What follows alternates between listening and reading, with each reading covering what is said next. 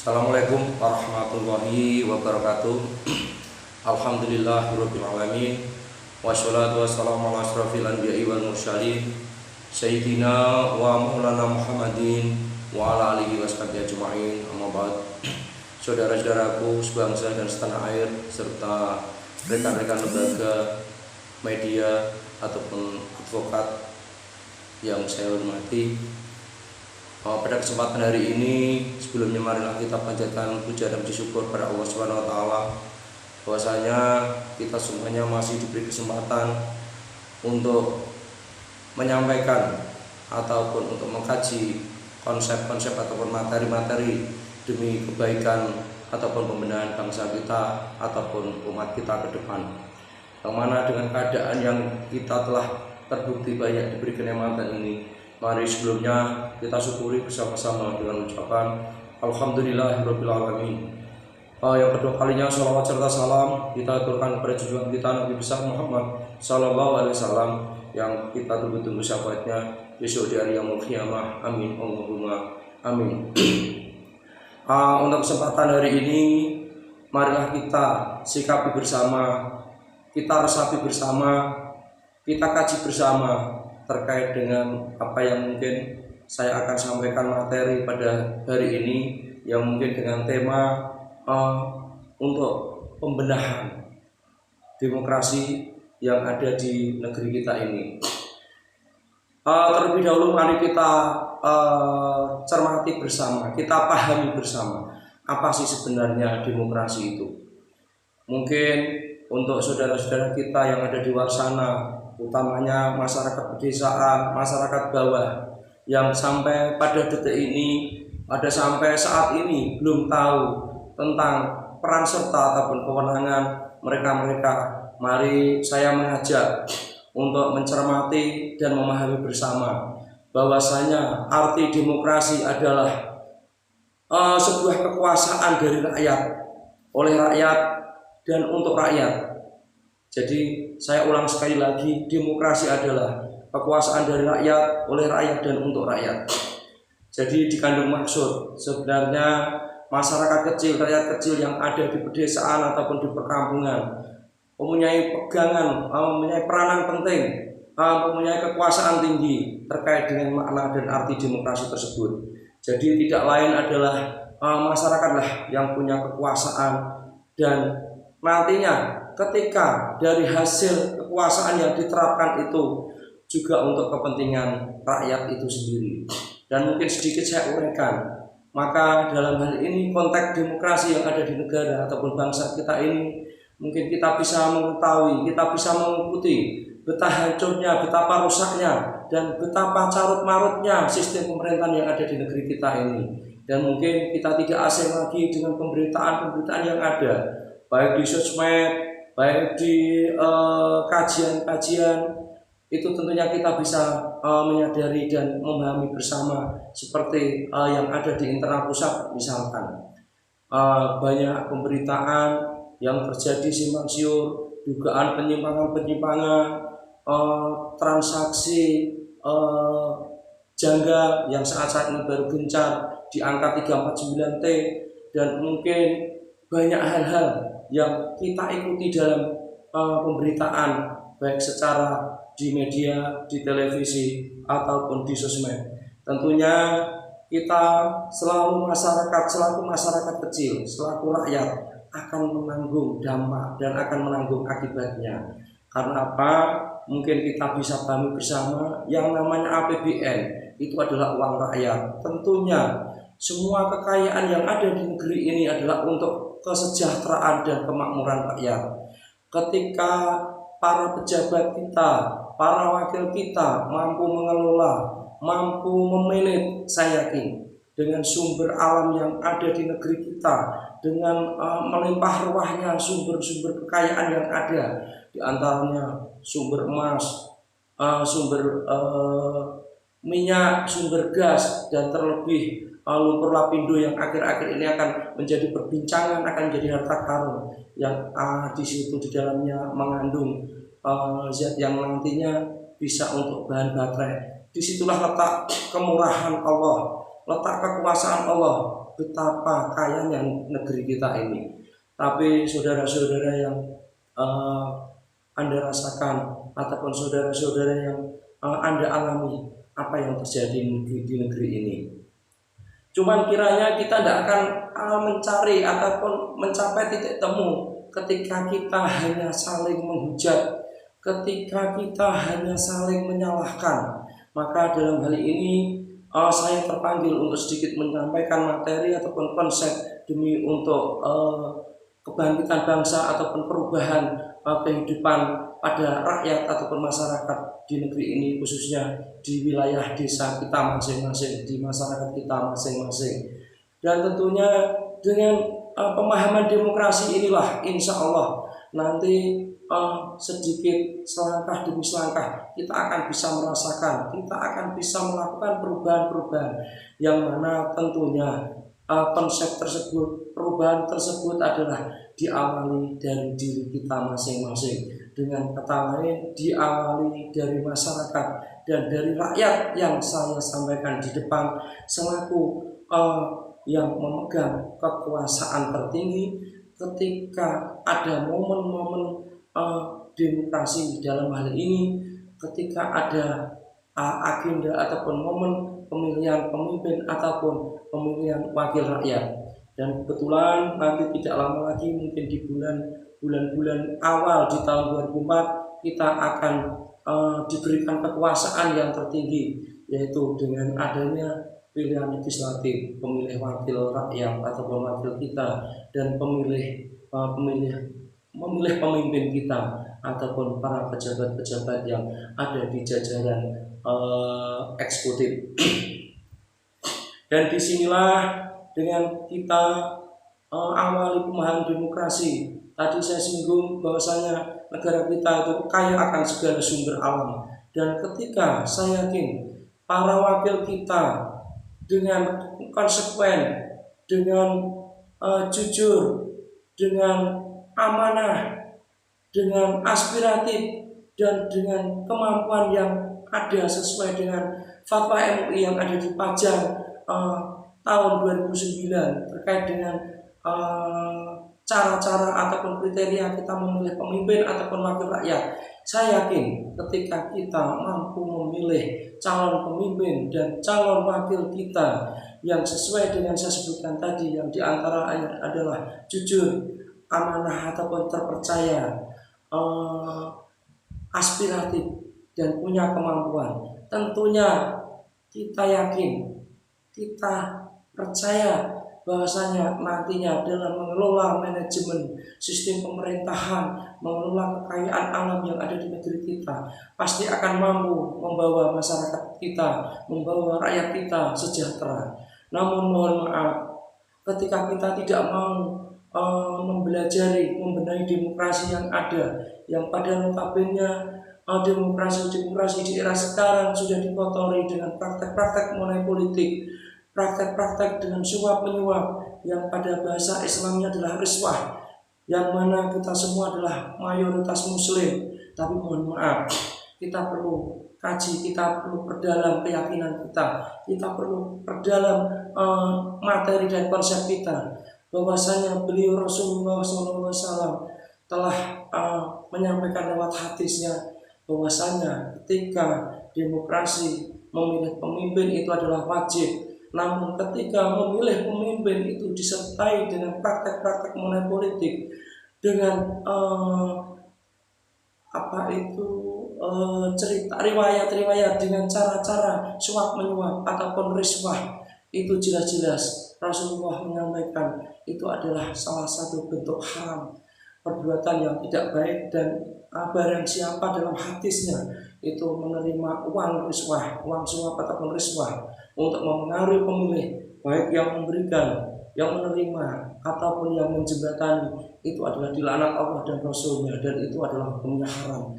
Maka saya mengajak pada rekan-rekan semua, utamanya dalam hal kaitannya dengan dasar tersebut, kami mengajak berpikir bersama, merenungi bersama pada teman-teman muslim, teman-teman yang punya keyakinan Islam di negeri ini, untuk kita berbenah diri.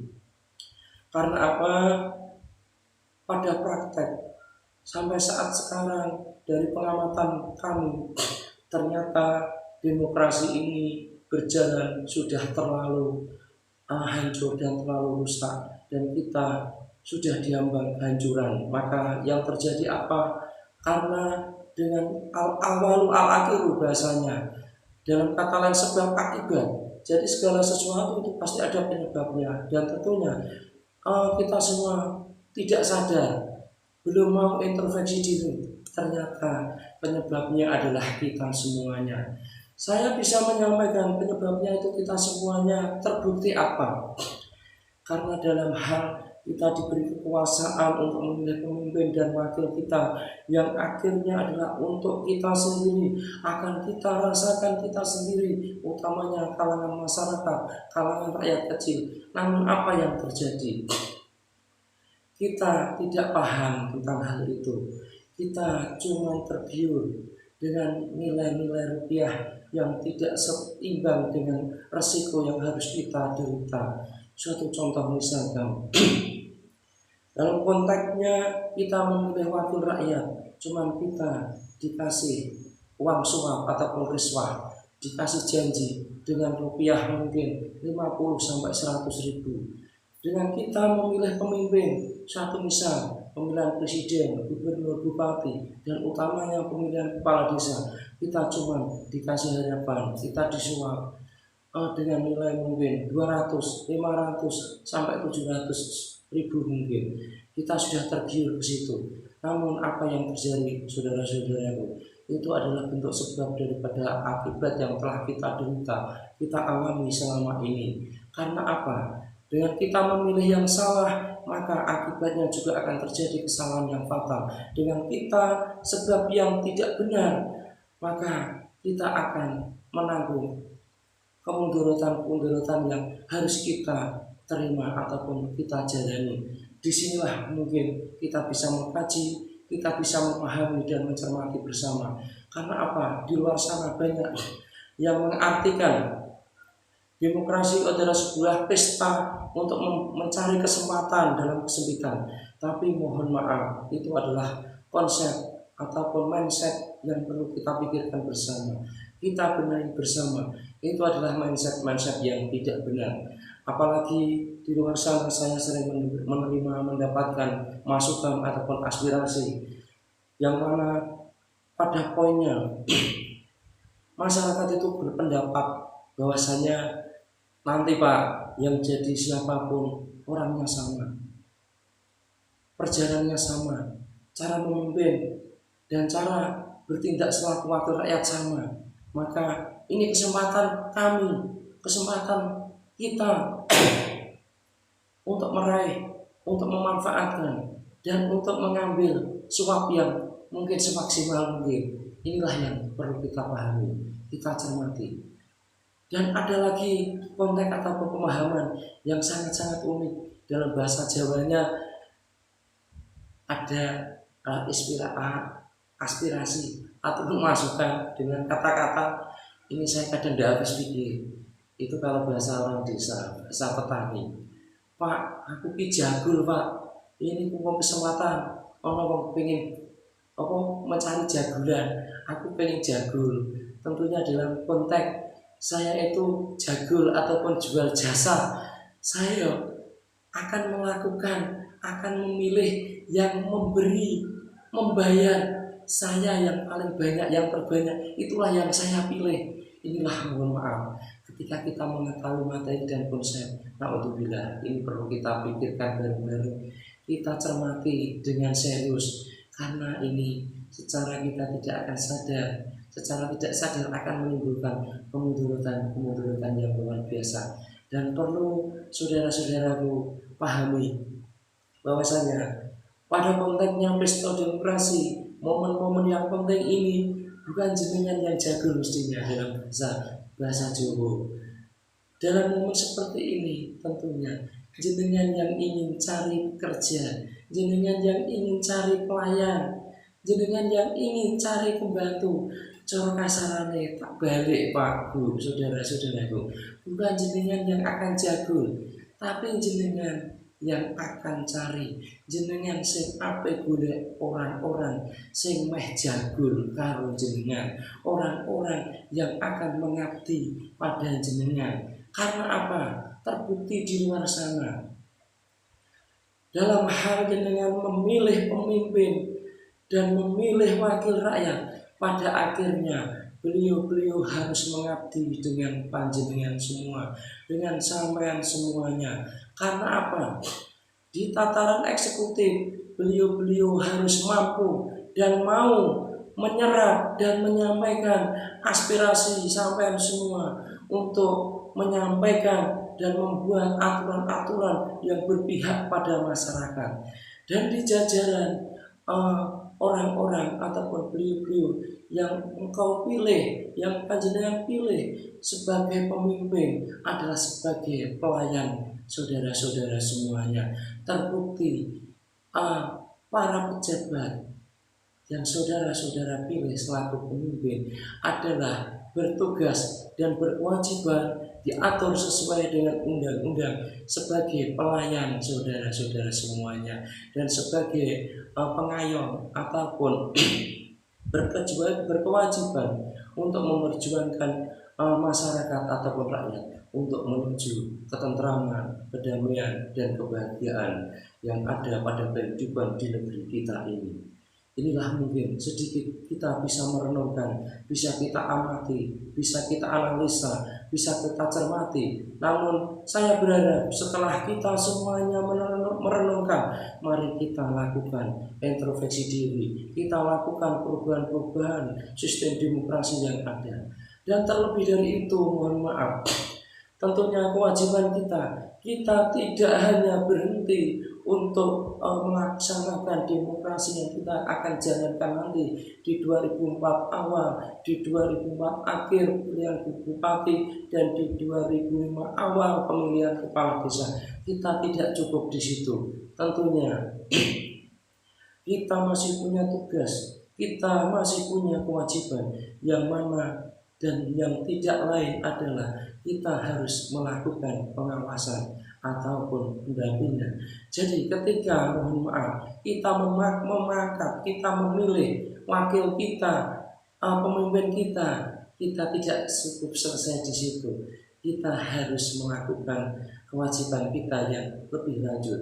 Mohon maaf, kewajiban apa saudara-saudara kita semuanya? Tentunya adalah kewajiban kita melakukan pengawasan dan pendampingan. Karena apa? Mohon maaf, itu kembali ke konteks awal. Kalau kita mencari pelayan, kita mencari orang yang jago bahasa, kita mencari pendamping, kita mencari pembantu, itu kita harus pakai manajemen. Apakah manajemennya ketika kita cari sebuah pekerja, kita mencari pelayan, harus kita tinggalkan serta-merta? Tentunya itu tidak benar secara manajemen.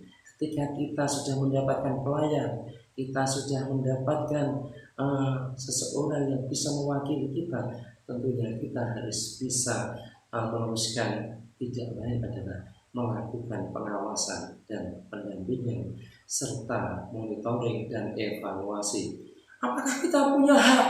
Kita punya hak. Dalam sistem pemerintahan sebenarnya semua sudah diatur dalam undang-undang yang ada di negeri ini. Cuman kita tidak mau belajar dan kita tidak mau mensikapi hal itu. Karena apa? Ketika kita melihat kita mengacu di PP 43 tahun 2018, itu jelas di situ diatur peran serta masyarakat dan atau lembaga dalam hal pencegahan dan pemberantasan tindak pidana korupsi. Di situ masyarakat punya peran untuk melakukan monitoring, evaluasi, dan pengawasan. Itu di situ dijamin undang-undang.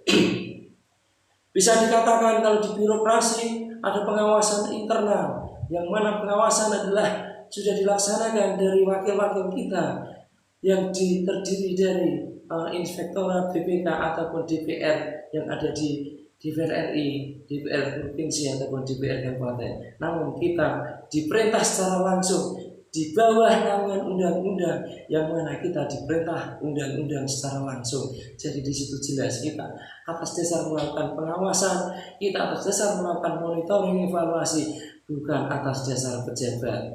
Karena pejabat adalah wakil kita dan yang mengabdi kepada kita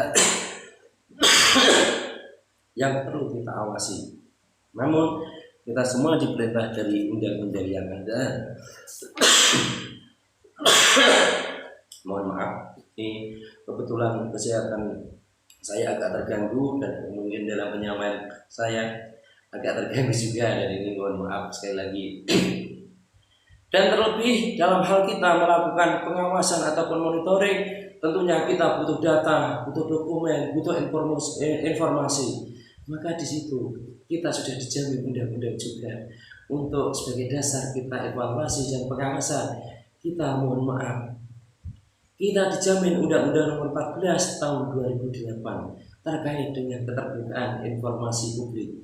Jadi siapapun orangnya, baik itu pengguna anggaran, pemegang badan publik, hukumnya adalah wajib menyampaikan informasi kepada kita semuanya selaku rakyat kecil, selaku masyarakat kecil. Jadi jangan salah, ketika kita melakukan evaluasi, kita melakukan monitoring, pengawasan, mungkin mohon maaf, kita ambil sampel, kita ambil contoh di tingkat desa saja.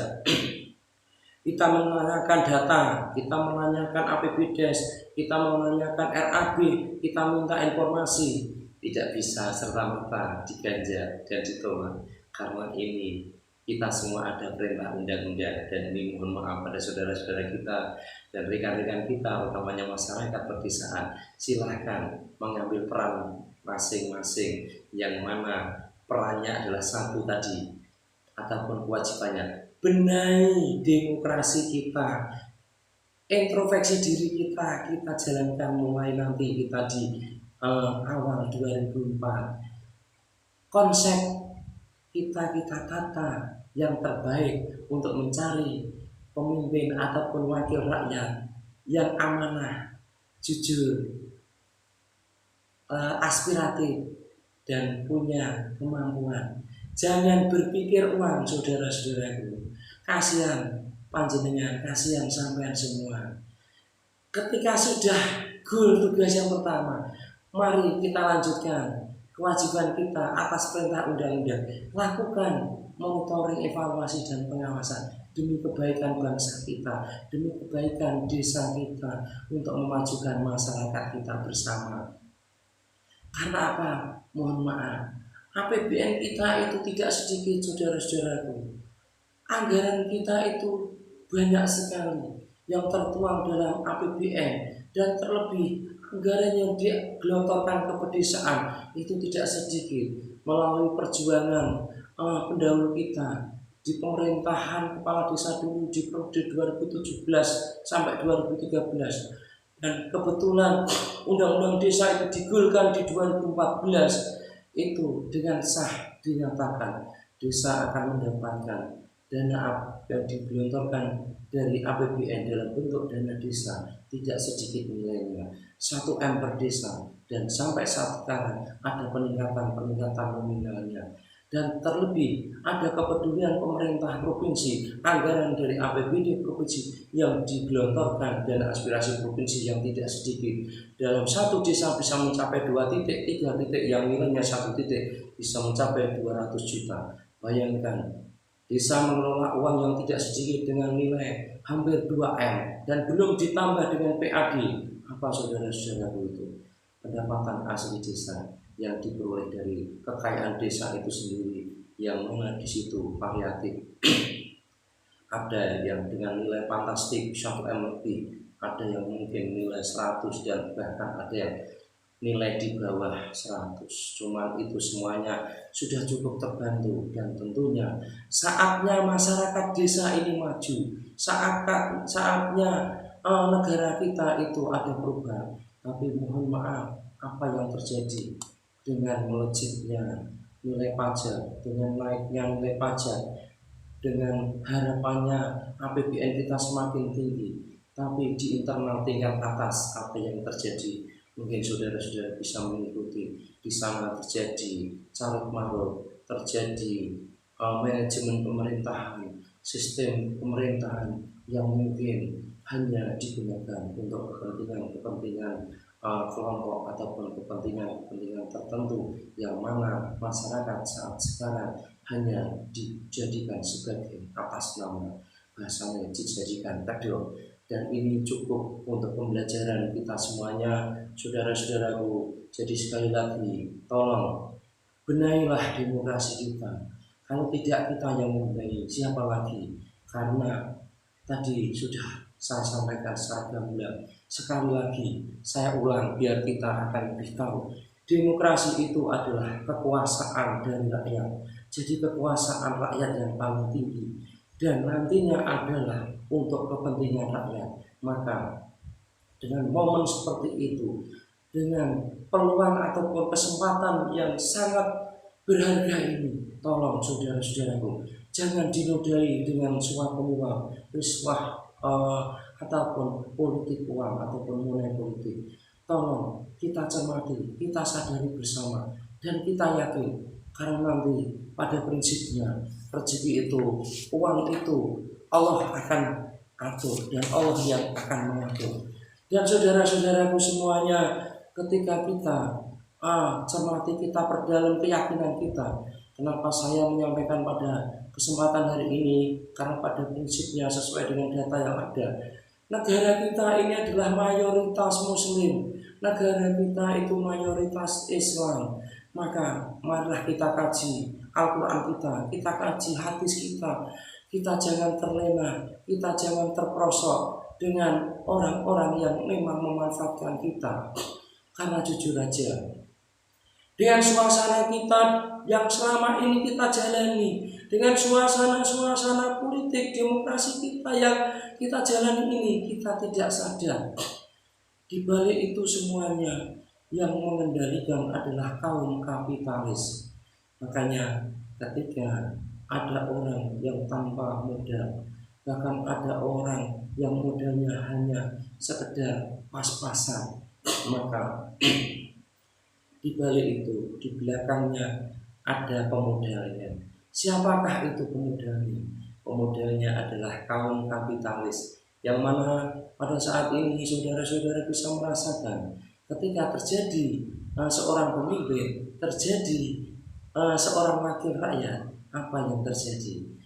Hanyalah menjalankan aktivitas sebagaimana, dan tidak ada bedanya sebagai boneka yang mana akan dikendalikan oleh orang yang pemodal ataupun pendana tersebut, yang tidak lain adalah sebagai kaum kapitalis. Dan mungkin dengan bisa mengikuti, mencermati dengan informasi yang ada di sosmed, pemberitaan yang ada, seperti apa di atas sana, seperti apa wakil-wakil kita dan pejabat kita ketika dikendalikan oleh kaum kapitalis. Dan itu akhirnya akan kita rasakan sampai saat ini, selama ini, yang pada notabene kita tentunya harus makmur, kita harus maju, tapi mohon maaf, ternyata yang kita hadapi adalah sistem pemerintahan yang carut marut, yang mungkin kita harus introspeksi, kita awali dari diri kita masing-masing untuk menuju perubahan. Dan mungkin kembali lagi saya tadi sampaikan bahwasanya mayoritas negeri kita adalah mayoritas Muslim dan beragama Islam. Maka di sini sedikit kami mengajak meresapi, merenungi ayat yang ada pada Al-Quran yang selama ini kita jadikan apa itu dasar, kita jadikan manual book, kita jadikan tuntunan, sebagaimana kita yakin itu adalah sebuah petunjuk dari Allah Subhanahu wa Ta'ala, yang mana kita yakin apa-apa yang termuat dalam Al-Quran itu adalah Allah yang mengatakan, Allah yang menyampaikan. Dan tentunya ketika kita umat Muslim, kita orang Islam, kita harus mengikuti sebagai bentuk kita adalah masuk kategori ataupun kriteria orang-orang yang bertakwa. Karena apa? Definisi orang yang bertakwa di situ jelas, menjalankan semua perintahnya dan menjauhi semua larangannya. Disitulah mungkin kami akan sekilas kita cermati, kita kaji bersama. Mari kita buka di Quran surat Al-A'raf ayat 11 yang artinya, baginya manusia ada malaikat-malaikat yang selalu menjaganya bergiliran dari depan dan belakangnya. Mereka menjaganya atas perintah Allah. Sesungguhnya, kami ulang lagi, sesungguhnya Allah tidak akan mengubah keadaan suatu kaum sebelum mereka mengubah keadaan diri mereka sendiri. Dan apabila Allah menghendaki keburukan terhadap suatu kaum, maka tak ada yang dapat menolaknya dan tidak ada pelindung bagi mereka selain Dia. Maka jelas kerusakan di muka bumi ini, baik di darat ataupun di lautan, tidak ada yang bisa melindungi kecuali Dia, dalam kata lain Allah Subhanahu wa Ta'ala. Dan di situ dalam ayat Al-Quran dipertegas, Allah tidak akan merubah suatu kaum kalau kita semuanya tidak merubah terlebih dahulu.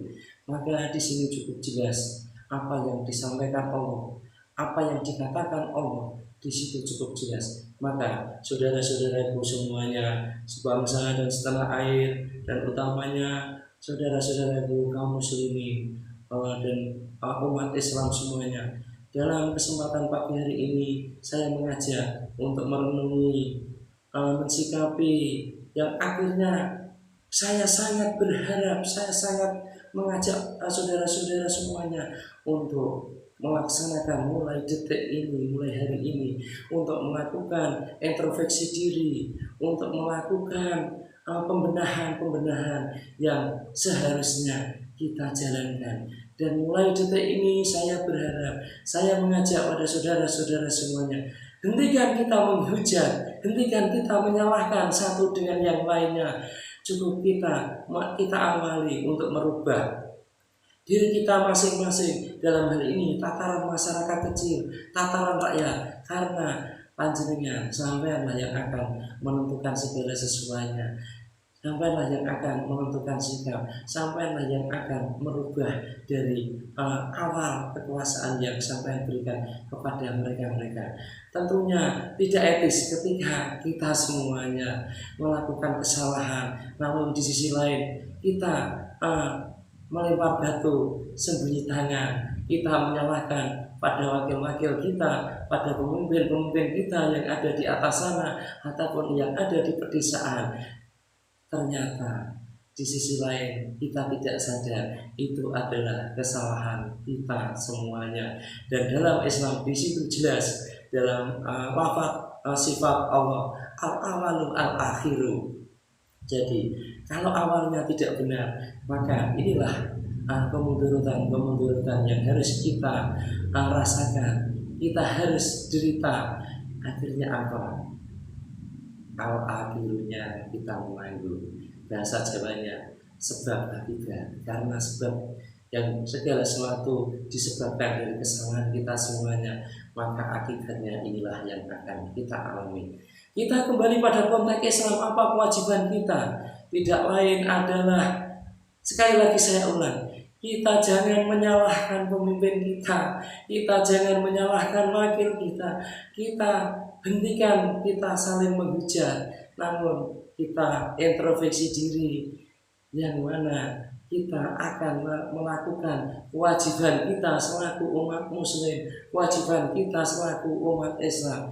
Apa saudara-saudara kita, apa saudara-saudaraku semuanya, yaitu adalah kita hablum minan nas, kita doakan mereka-mereka, kita doakan saudara-saudara kita biar segera berbenah diri, segera berintrospeksi diri, segera membenahi demokrasi yang pada notabene lah kita yang paling berkuasa. Dan kita lanjutkan, kita hablum minallah, kita berdoa kepada Allah agar semuanya perjalanan yang ada di negeri kita ini, carut marut yang ada di negeri kita ini, segera Allah sudahi, segera Allah selesaikan, dan semoga Allah memberikan ampunan dari atas segala dosa-dosa kita semuanya, dosa-dosa pejabat, pemimpin ataupun wakil rakyat kita semuanya. Tentunya apa yang saya sampaikan di kesempatan hari ini mudah-mudahan menjadikan berkah dan mendapatkan ridho Allah Subhanahu wa taala. Dan pada kesempatan hari ini mudah-mudahan apa yang kita harapkan, apa yang kita inginkan, apa yang kita renungkan, serta apa yang kita menjadikan doa kita di pada kesempatan hari ini, Allah memberikan berkah, Allah mengabulkan semuanya, dan Allah meridhoi. Amin. Allahumma amin. Mungkin sampai di sini dalam kesempatan hari ini, dalam hal saya menyampaikan konsep ataupun materi-materi yang ada di konsep pembenahan demokrasi kita. Dan ini mungkin perlu saya mengenalkan diri, bahwasanya saya dalam aktivitas dalam keseharian profesi saya adalah sebagai advokat yang berada di kantor Mustika Keadilan Hijr Ismail. Nanti misalkan saudara-saudara ingin sharing, ingin konsultasi, silahkan hubungi saya ke nomor 085 302 920 023. Dan dalam aktivitas saya keseharian dalam kelembagaan, saya berada di lembaga Komisi Pengawasan Korupsi Tipikor ataupun KPK Tipikor di Kabupaten Grobogan.